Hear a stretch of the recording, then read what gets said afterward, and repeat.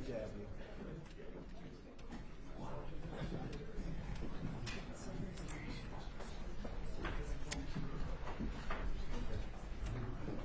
Well, thank you very much, everybody. It's great to have you, and we have a very special person, just won a tremendous election in a record-setting fashion, so you have something in common. And I was very proud and honored to endorse the Prime Minister because of the fact that I felt she was really good. I thought she did a fantastic job. I respect her a lot, so I gave her an endorsement. And she had the most successful election, in my opinion, in the history of Japan, won by the most ever. So we have a very popular, powerful woman, and she's a great woman. We have a very fine relationship, and we're going to be talking about trade and many other things. And it's an honor to have you. Thank you very much. 皆様ありがとうございます。本日は非常に特別な方にいらしていただいております。歴史的な選挙の圧勝ということで、私と共通するものがあると思います。私たち素晴らしい絆を持っておりまして、だからこそ私の方からも応援のメッセージを出させていただきました。素晴らしい人であり、私も心から尊敬している方です。日本の歴史上最も素晴らしい選挙で圧勝したということで、人気の高い女性であり、すごい方だと私も思っております。本日に関しては貿易その他の課題について多く話をする予定です。Thank you for inviting me to the White House today. Thank you. My visit is timely,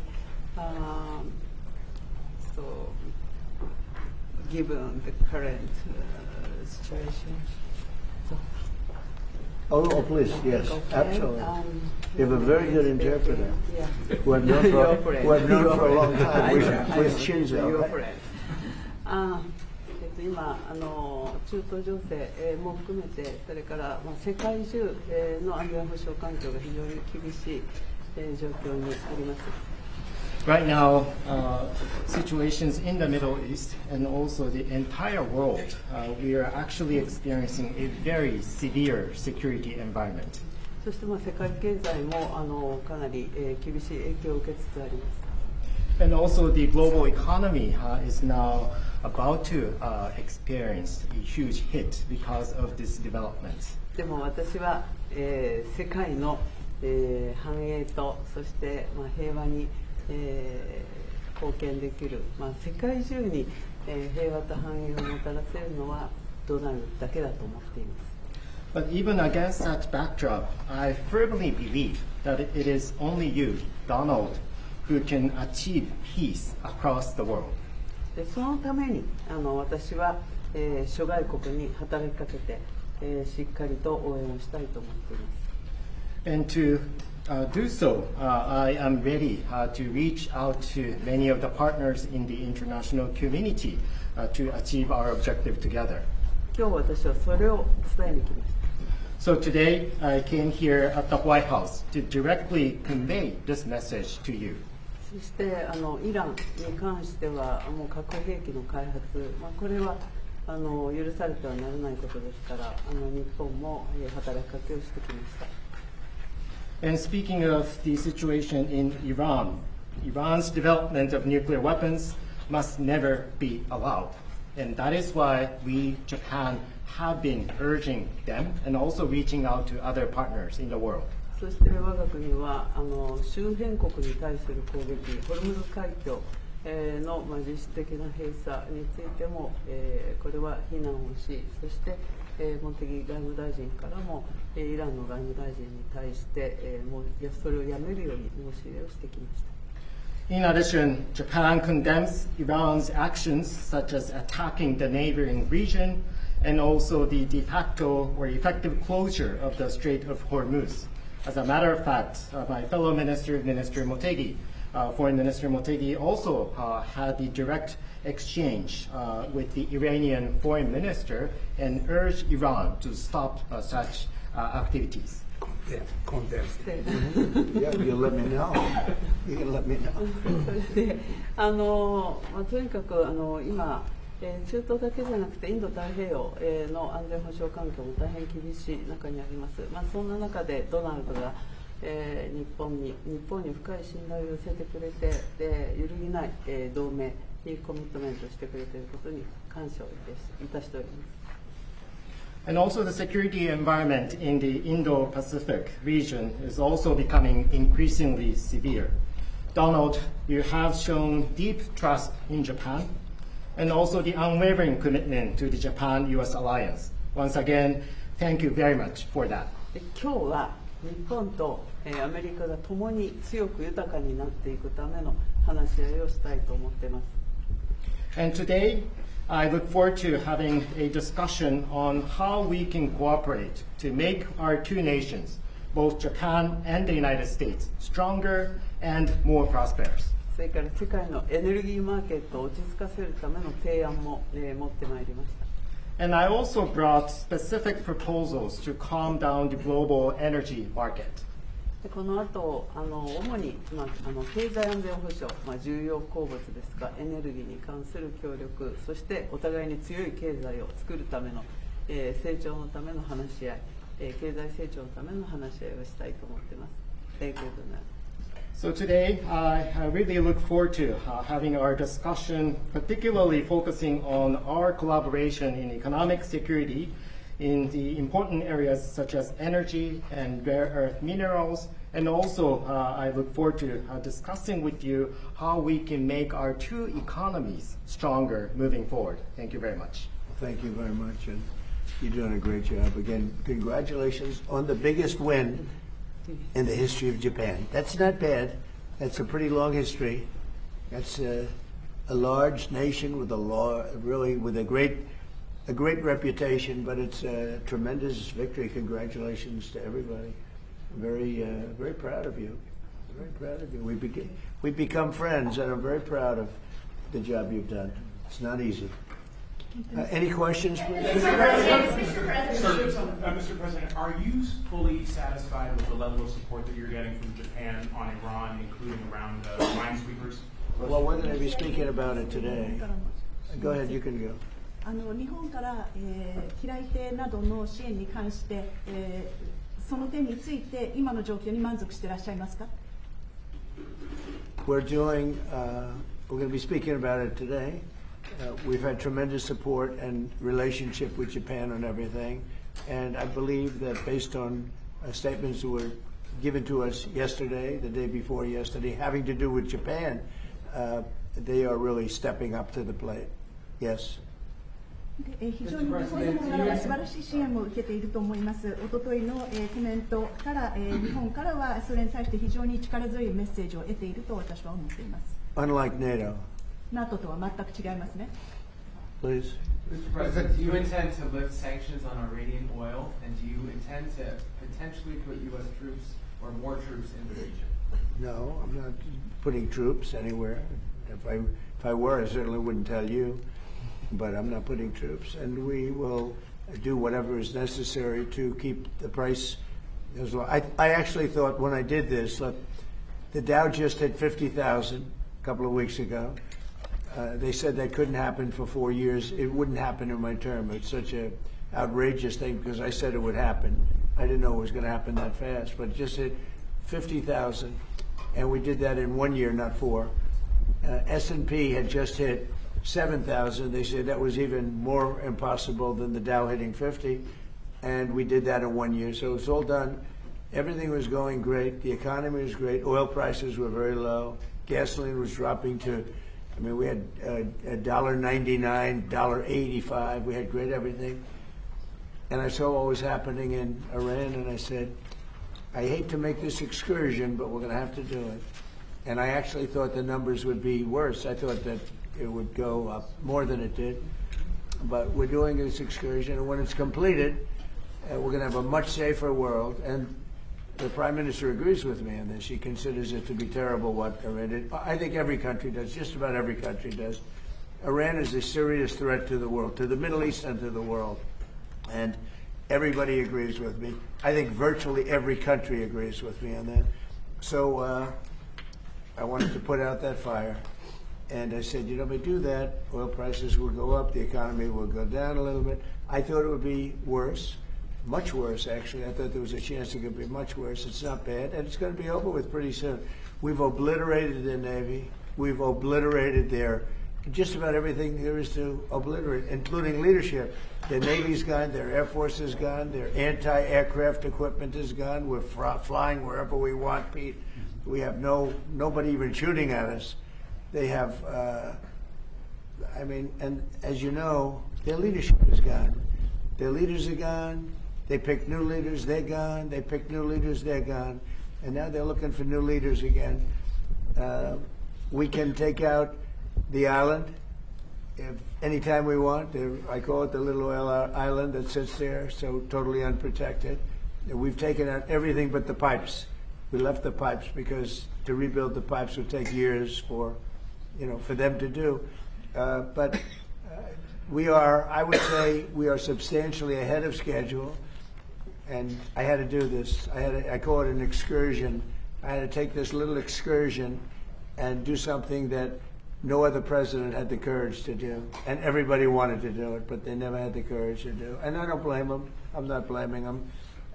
It was left to me, and we've done a great job. Our military is incredible. We have an incredible military. We have the strongest military in the world by far. We have the greatest equipment in the world by far. In fact, Japan buys our equipment, buys a lot of it, and we're honored by that. And that's one of the things we'll be talking. They want to buy a lot of the military equipment. So it's just an honor to have the Prime Minister. We've had a tremendous relationship. Okay. Mr. President. I think she's going to have to go first before you. Is that okay? Do you understand? It's very good, I tell you. I mean, it's so nice that we don't have to sit. No, it's very good.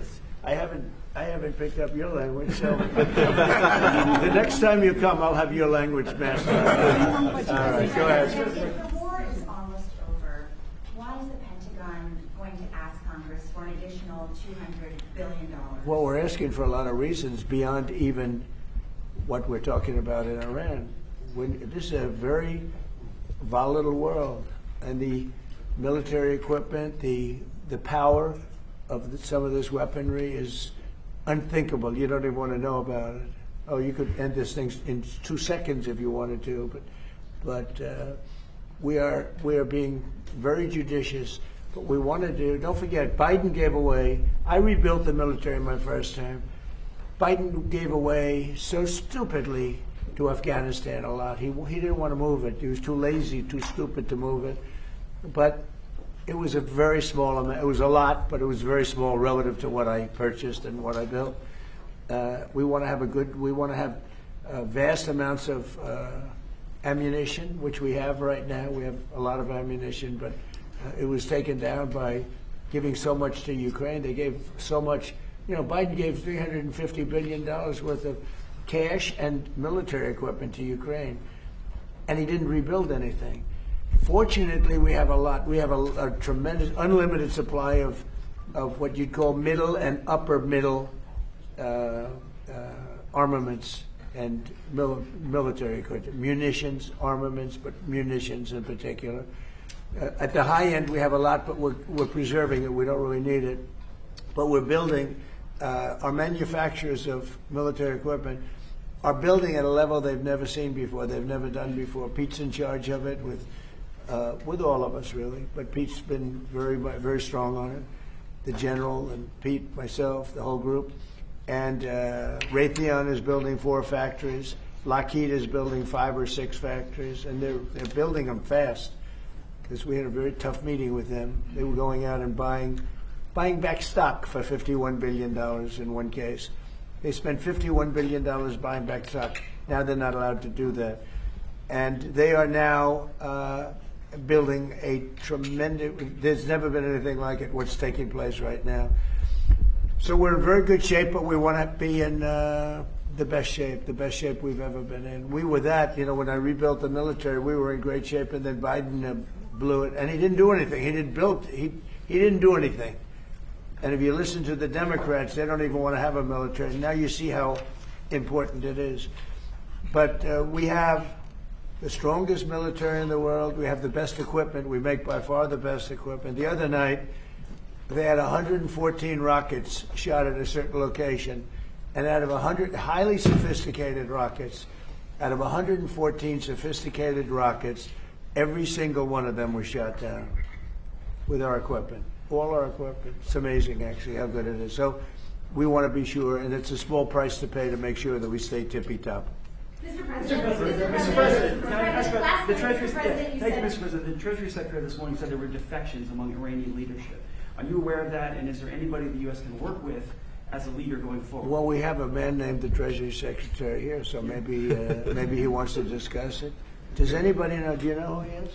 Central Casting.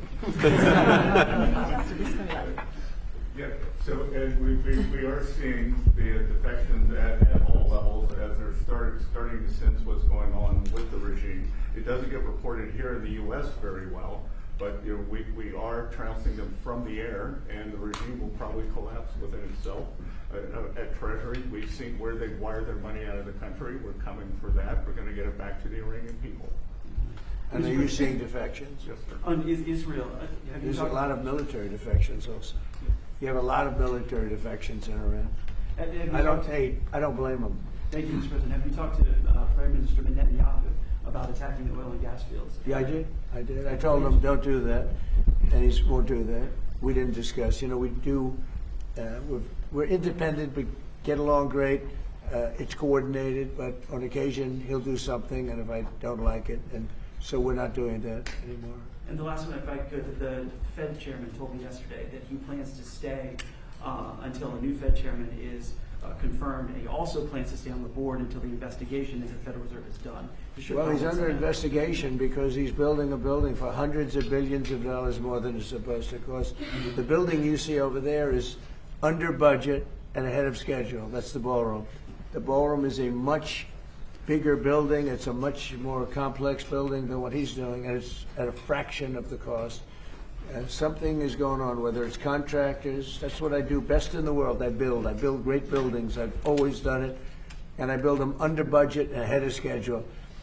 They could have $4 billion. This is a renovation job for $4 billion. And if you look at the building, it's not even, I don't know if Kevin Warsh is ever going to be able to move into it. It's been under construction for years. It's the most expensive building ever built. Now, I know it's gross incompetent because I happen to think he's grossly incompetent. Today, certainly you should be lowering interest rates, all right? Certainly, who would not lower them? But he's stubborn, and he's got Trump derangement syndrome. But a lot of people have that, you know. It's not a curable disease. But but he's also building. He should be lowering rates immediately. But he won't do that because he's a stubborn, incompetent person. And that's a bad thing. You know, when you're stubborn and incompetent, I think it's the worst combination. And he's also not a smart person. But he's building a complex over there that's under his jurisdiction. He started it, and it's out of control. It's billions of dollars for a little building. I could have done that building and made it beautiful for $25 million. $25 million, and it would have been beautiful. Look what I've done at the White House, fixing it up, and I mean the place was in bad shape.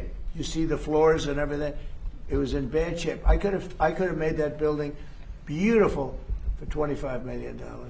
They're spending $4 billion. All right, so it's there is criminality. Maybe it's with the contractor, but. Because I know more about contractors than any human being maybe that's ever lived. But that contractor is a very rich man. Whoever the contractor is, and we know, but whoever the contractor is an extremely rich man. He's going to make, I mean, he could make billions of dollars. I'm hearing numbers from $3 to $4 billion. That would make it the most expensive building on a square foot basis ever built in history. And you're not even building a building, it's a renovation. The exterior skin is staying, the steel is staying, the structure. So all I want to do is bring out to the public that this guy is an incompetent. He's a very incompetent guy. And he may be a dishonest guy, But somebody's dishonest because there's no way that building can be $3 to $4 billion. Mr. President, on a straight of work, President. Thank you. Please. Mr. President, you just mentioned Japan. This looks like one of your people. Right? Thank you. Is he good or bad? Good. Is he a good reporter or bad? You know? So. Not a, all right, looks like a nice guy. Go ahead. Mr. President, you just mentioned Japan is stepping up. What kind of the support do you expect from Japan in the future? Look, I expect Japan to step up because, you know, we have that kind of relationship. And we step up for Japan. We have 45,000 soldiers in Japan. We spend a lot of money on Japan. So, and we've had that kind of a relationship. So I expect, I'm not surprised that they would step up. We don't need much. We don't need anything. I mean, honestly, we don't need anything from Japan or from anyone else. But I think it's appropriate that people step up. In the case of Japan, I hear they get more than 90% of their oil through the strait. So that's a big reason to step up. I mean, we've demolished, that country is close to demolished. The only thing is the strait. It's very hard. You could take two people and they could drop little bombs in the water and they're holding things up. We don't want that to happen. But honestly, Japan, China, Europe, parts of Europe, get a lot of their oil through the strait. We get none, practically. We're less than 1%. We don't have to be any percent. We don't even, I think we do it just to be nice. But we, think of it, we don't use the strait. We're defending the strait for everybody else. And then in the case of NATO, they don't want to help us defend the strait, and they're the ones that need it. But now they're getting much nicer because they're seeing my attitude. They're getting much nicer. But it's, as far as I'm concerned, it's too late. You know, UK wants to send aircraft carriers now. And I said, I want the aircraft carriers before the war. I don't want them after the war is won. They want to send me aircraft carriers after the war is. There's practically nobody to shoot at them. You know, their missile count is down, Pete. Maybe you could discuss it. By about 90-something%. The drones are way down, and the factories are being demolished. Maybe. Yes, sir. Our missiles being shot are down over 90% since the beginning.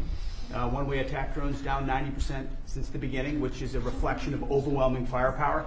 But you mentioned the most important part, Mr. President. Their defense industrial base.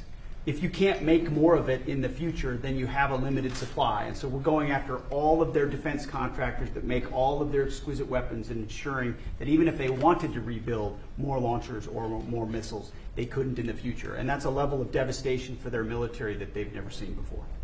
So we have, in literally 2 weeks, we've demolished their Navy, their Air Force. All technology is gone. All communication is gone. And all of the leaders are gone. Other than that, they're doing quite well. Okay, how about one more question for the Prime Minister? Let me pick a beautiful-looking person from Japan. A question for the Prime Minister. Go ahead. Yeah, sure. Oh, he doesn't believe he's beautiful. Oh, he's sounding shy. Go ahead, please. Of course, no, Japan and US are very good friends, but one question, why didn't you tell US allies in Europe and Asia like Japan about the war before attacking Iran? So we are very confused about we Japanese citizens. Well, one thing, you don't want to signal too much. You know, when we go in, we went in very hard, and we didn't tell anybody about it because we wanted surprise. Who knows better about surprise than Japan? Okay, why didn't you tell me about Pearl Harbor? Okay, right? You know, he's asking me. Now you believe in surprise, I think much more so than us, and we had to surprise him, and we did. And because of that surprise, we knocked out, the first 2 days, we probably knocked out 50% of what and much more than we anticipated doing. So if I go and tell everybody about it, there's no longer a surprise, right? Okay, one more for the Prime Minister. Are you going to for the Prime Minister? Yes. Go ahead for the Prime Minister. Thank you very much. Japan's TJ Press. Japan's biggest concern is China. Now they are giving us export control and very harsh terms to criticize us. So will you plan to bring out relationship between Japan and China while you are there? Yeah. Well, I'll be going to China very quickly, but I think I'd really like to have the Prime Minister talk about China because I know they have a little bit of an edgy relationship, and I'd just like to know where it stands, how you're doing with China. So, please. で日本はいつも中国に対してオープンです。会話はオープンにしています。それから冷静に対応しています。でとにかく米中関係も含めてですね、これが地域の安定、それから世界のサプライチェーン、これに貢献するものであることを願っています。日本は常にオープンです。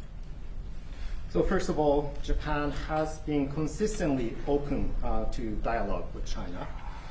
And also, second, we have been addressing our relations with China in a calm manner.